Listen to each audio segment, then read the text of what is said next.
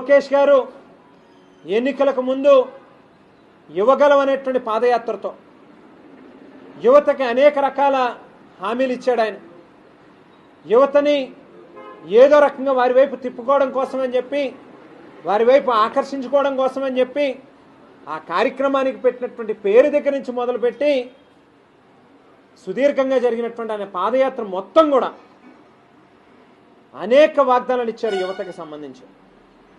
ఎక్కడ వాటి ఊసెత్తట్లేదు, దాని ప్రస్తావన తీసుకుని రావట్లేదు.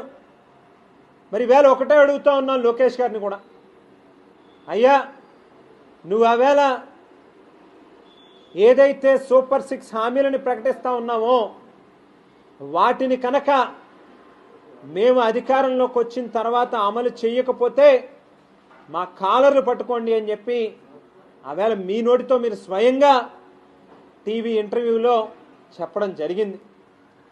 ప్రజలకు చాలా స్పష్టంగా మీరు చెప్పడం జరిగింది.